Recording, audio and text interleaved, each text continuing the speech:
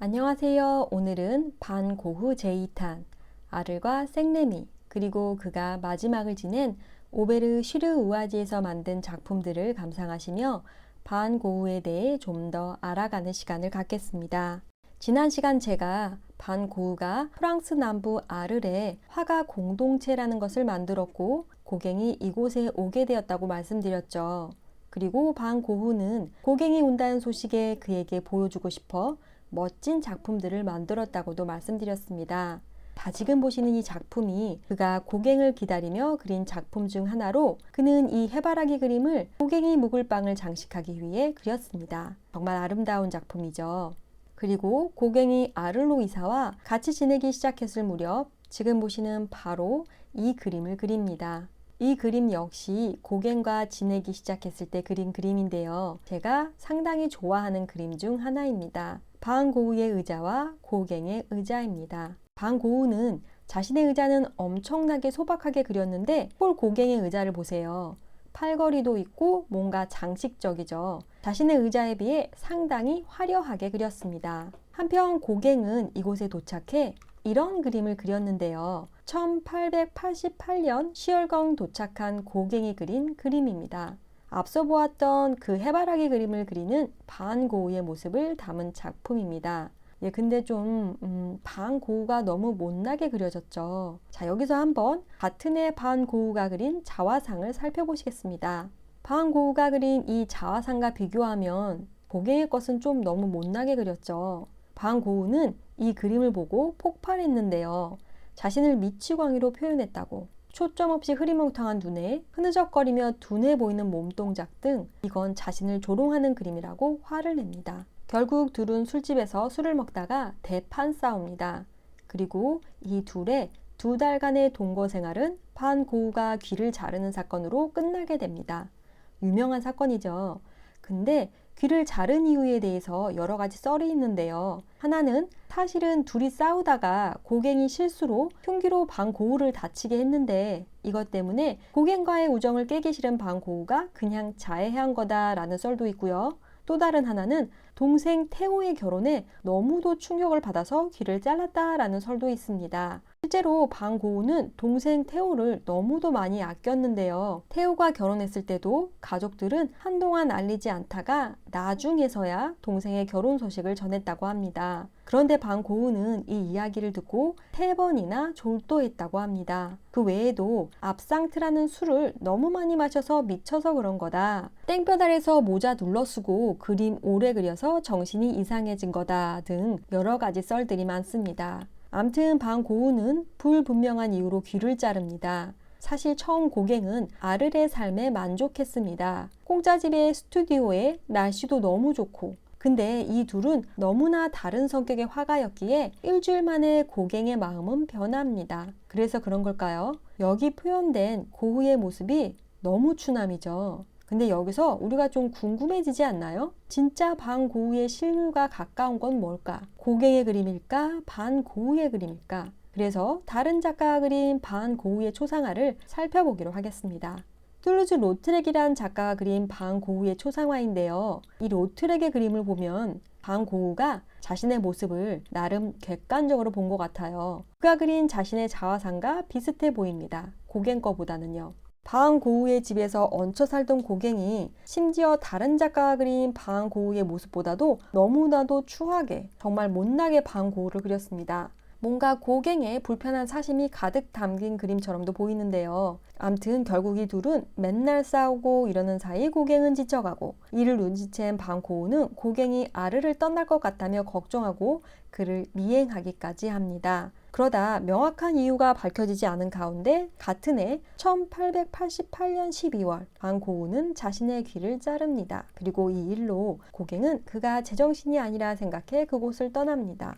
그리고 반고흐는 이 사건으로 결국 정신병원에 입원하며 이렇게 아를 시기는 마무리됩니다. 반고흐는 1889년 5월경부터 아르에서 약 30km 떨어진 자동차로 40분 거리에 있는 생레미로 이사합니다. 그리고 그곳에 있는 정신병원에 입원합니다. 지금 보실 작품들은 모두 이곳에 제작된 작품들로 그는 이곳에서 생활하며 본격적으로 그의 화풍을 꽃피우고 많은 걸작을 남깁니다. 그의 작품들을 함께 감상하시겠습니다. 방고우는 정말 대단한 것 같습니다. 자신의 귀를 자를 정도로 상당히 마음이 힘들었을 텐데 그렇게 귀를 자른 자신의 모습을 그린다는 게 쉽지가 않거든요. 사실 저도 작가지만 자화상을 그릴 때 거울을 보며 또는 제 사진을 보면서 뭔가 만감이 교차하는 부분이 있습니다.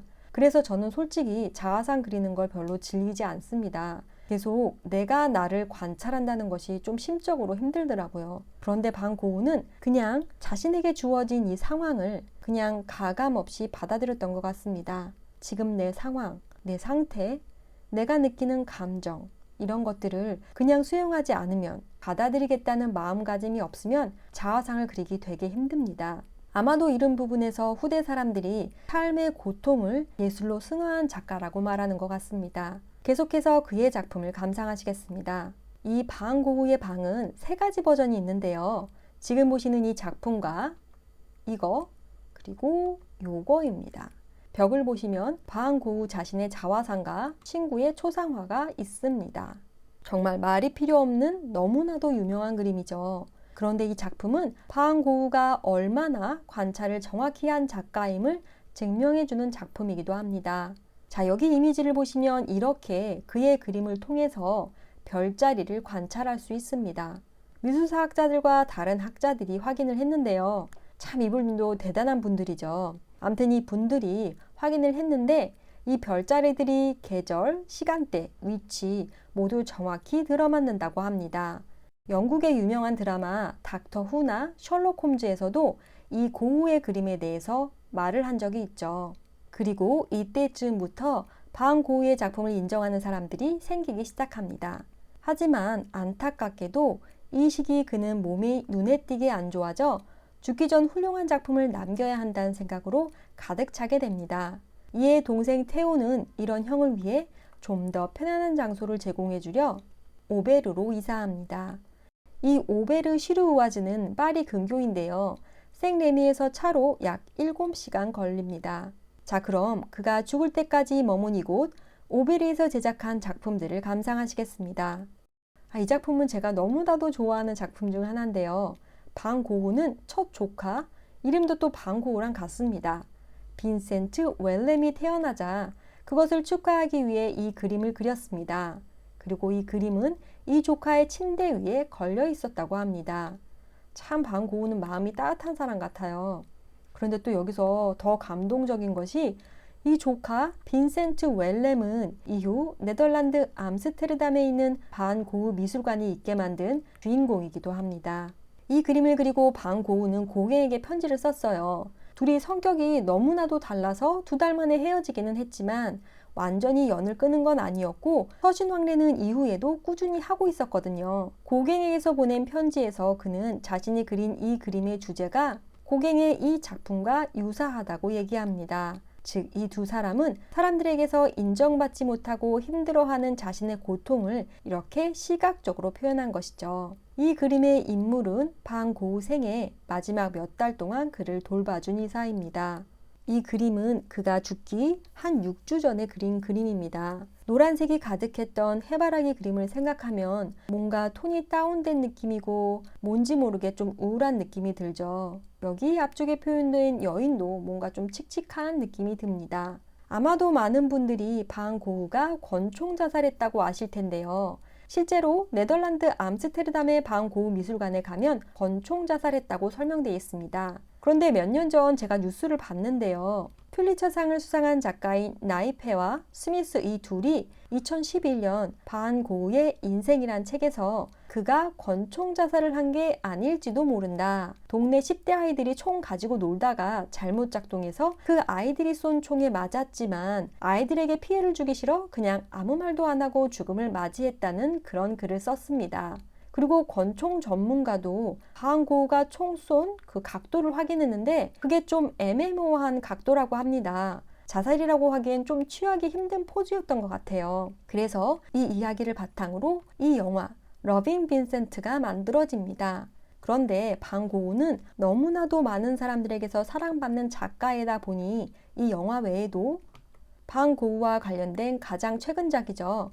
2018년도 윌리엄 데포 주연의 영혼의 문에서 커크 더글라스가 주연으로 한 영화 삶의 욕망, 이런 영화들도 있습니다. 근데 이 영화에 재미있는 에피소드가 하나 있는데요. 이 영화 촬영을 방고우가 살았던 그런 동네에서 했대요. 그런데 한 동네 주민이 커크 더글라스를 방고우로 알아봤대요. 아마 그때까지도 방고우와 함께 살던 사람이 살아있었나 봐요. 그래서 커크 더글라스한테 방고우가 살아있네? 너 방고우 아니야?